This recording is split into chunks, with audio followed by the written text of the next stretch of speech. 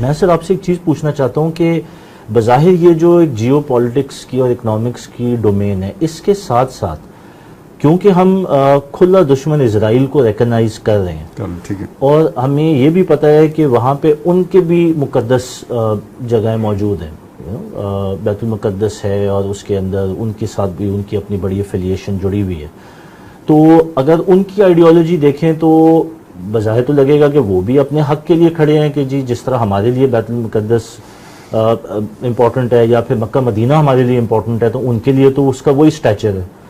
تو کیا ان کے پلانز میں صرف جیو پالیٹکس اور اکنامکس ہی ہے یا اس سے بڑھ کے اس کا کوئی ریلیجس اینگل بھی ہے؟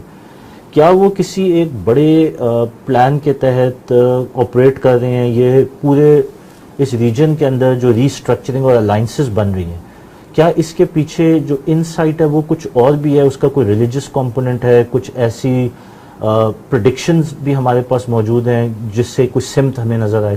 تو کچھ اس پہ ذرا روشنی ڈالیے گا. اچھا جی، یہ ویسے بڑی اہم بات ہے جو آپ نے کہی ہے نا. ویسے قرآن مجید کے مطالعے سے بھی اور تاریخ کے مطالعے سے بھی یہ پتہ چلتا ہے کہ یہ جو بھی جنگیں ہوتی ہیں یا جو بھی ایک کوئی سیٹ اپ وجود میں آتا ہے، استحصالی جو نظام بنتا ہے، تو اس کا جو بھی ظلم وغیرہ ہوتا ہے وہ اپنی جگہ پہ، لیکن اس کا جو عوامی ورژن ہوتا ہے وہ ہمیشہ مذہبی ہوتا ہے. ٹھیک ہے نا. وہ مطلب بت ہیں، لوگوں کے لیے جذباتی لگاؤ کا ذریعہ بت ہوں گے، لیکن ایک خاص جو ہے مائنورٹی ہوگی اسی سوسائٹی کی جس کے لیے بتوں کے اندر کوئی کشش نہیں ہے، لیکن ان بتوں کے ساتھ ان کا مالی مفاد اور معیشت جڑی ہوئی ہے. تو میں وہ مذہب کو آپ کے اس چیز کے ساتھ جوڑ رہا ہوں جو ایک معاشی ایجنڈا ہوتا ہے. تو مذہبی ایجنڈا بھی در حقیقت معاشی ایجنڈے کی تکمیل کے لیے ہوتا ہے کچھ لوگوں کا. ٹھیک ہے نا. وہ عوام کو تو ان کے تو پیٹ کا مسئلہ نہیں ہوتا نا، عوام کو کیسے موٹیویشن ملے گی؟ ان کو مذہب کی بنیاد پہ ملے گی. اسرائیل کے اعتبار سے یہ بات سمجھ لیں کہ یہ اسرائیل یہودیوں کا اسرائیل نہیں ہے، یہ بڑی غلط فہمی ہے اور اس سے بڑے مسائل پیدا ہوں گے، بعد میں بھی ہوں گے چیزوں کو سمجھنے میں. یہ تو خیر آپ اس کی گہرائی میں جائیں تو یہ جو اسرائیل ہے نا، یہ جو ان کی نسل ہے، یہ پوری دنیا میں انہی کی حکمرانی ہے. یہ خزاریین، وہ جو اشکنازی جی، یہ وہی یاجوج ماجوج کا علاقہ بلیک سی کے اوپر، کیسپین اور بلیک سی کے بیچ میں وہ جو آپ کا جزیرہ ہے، اور وہیں سے وہ نکلے ہوئے لوگ ہیں جو جا کے برطانیہ میں بھی آباد ہوئے ہیں. وہی وائٹ اینگلو سیکشن جو ہے کوکسس ماؤنٹین رینج کے نیچے کا ایریا. بالکل یہ ساری مخلوق ہیں. اور وہی پھر آپ کو پتہ ہے نیوزی لینڈ بھی گئے ہیں، وہی افریقہ بھی گئے ہیں، وہی امریکہ بھی گئے ہیں. امریکہ کے اوپر بھی جو اس وقت قابض فورسز ہیں وہی. اس میں اضافہ یہ ہو گیا کہ یہ پھر اب پروٹیسٹنٹس بھی ہیں، یہ کیتھولکس نہیں ہیں بلکہ یہ پروٹیسٹنٹس ہیں. ٹھیک ہے. یہ سارا انہیں پوری دنیا پہ یہی چھائے ہوئے ہیں، یہی ہیں جو اسرائیل میں بیٹھے ہوئے ہیں. ٹھیک ہے. یہاں انہوں نے یہودیت کا ماسک چڑھایا ہوا ہے، وہاں پہ وہ پروٹیسٹنٹ کا ماسک چڑھا کے بیٹھے ہوئے ہیں. اور دلچسپ بات یہ کہ ایران کا شاہی خاندان بھی یہ آپ نے انٹرسٹنگ لنک اس کا جوڑا ہے. جی بالکل ایسا ہی ہے.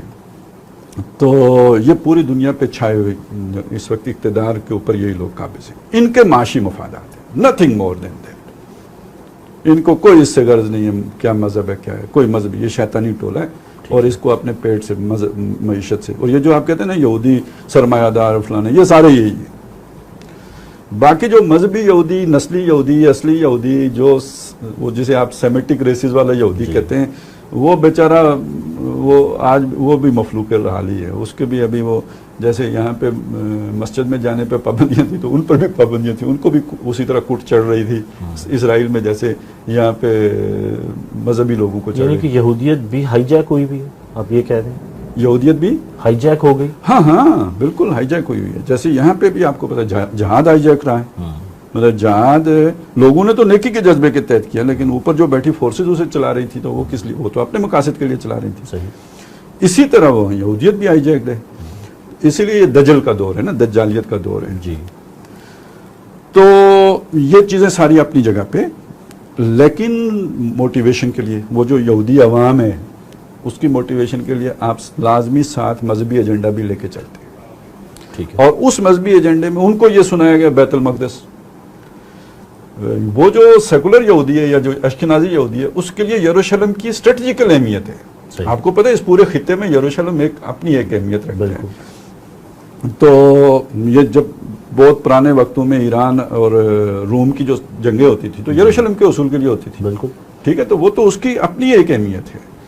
لیکن ساتھ ہی وہاں پہ وہ بیت المقدس بھی ہے، تو اب اس کی وجہ سے اس کو ایک مذہبی ٹچ بھی آپ دے دیتے ہیں، صحیح، وہ اس کو وہ بھی چلا لیتے ہیں، اور وہ ابھی لوگوں نے وہ بھی دینا شروع کر دیا کہ جی ان کا قبلہ ہے اور ان کا یہ بالکل ایک بکواس بات ہے.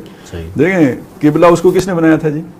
کوئی بندہ اپنی مرضی سے بنائے گا یا اللہ کی طرف سے وہ چیز؟ مطلب آپ نماز پڑھتے ہیں اللہ کے لیے پڑھتے ہیں، تو جو رخ اللہ بتائے گا اس رخ پہ پڑھیں گے نا. تو وہ مرکز توحید ابراہیم علیہ السلام نے بنایا، اور وہاں پہ انہوں نے اپنی ایک نسل آباد کی، اور وہ انہیں ہمیشہ کے لیے نہیں الاٹ ہوا. قرآن مجید میں جب ابراہیم علیہ السلام نے کہا کہ میری اولاد کا کیا بنے گا، تو اس میں صاف اللہ تعالیٰ نے فرمایا لا ینال عہد الظالمین، میرا عہد جو ہے نا ظالموں سے نہیں ہے. یعنی یہ یوں سمجھ لیجئے کہ میرے ایسٹس ہیں، یہ جو توحید کے مراکز ہیں، یہ اصل میں ان کا مالک اللہ ہے. یہ بیت اللہ ہے، یہ بیت المقدس ہے، کس کا ہے؟ اللہ کا ہے. یہ الاٹ کس کے ہوں گے؟ یہ کوئی اللہ کے سفارت خانے ہیں دنیا کے اوپر. جو اللہ کا سفیر ہوگا وہ اس کا کسٹوڈین ہوگا. تو وہ آخری سفیر محمد رسول اللہ صلی اللہ علیہ وسلم. تو وہ، اور اس کے بعد یہ امت ہے، حضور کی یہ امت ہے. کذالک جعلناکم امۃ وسطا لتکونوا شہداء علی الناس ویکون الرسول علیکم شہیدا. تو جیسے رسول مصطفیٰ ہیں، مجتبیٰ ہے، یہ امت بھی مصطفیٰ ہے، مجتبیٰ ہے. تو اب حضور کے بعد ان تمام مراکز کی جو یعنی دینی طور پر جو حقدار ہے یا جو کسٹوڈین ہے وہ امت مسلمہ ہے، اور کوئی اور اس پر اپنا دعویٰ نہیں کر سکتا. دین ایک ہی ہے، اسلام ہے، برحق وہی ہے، اللہ کے ہاں وہی مقبول ہے. اس کے علاوہ کوئی دین اللہ کے ہاں قبولیت نہیں رکھتا ہے.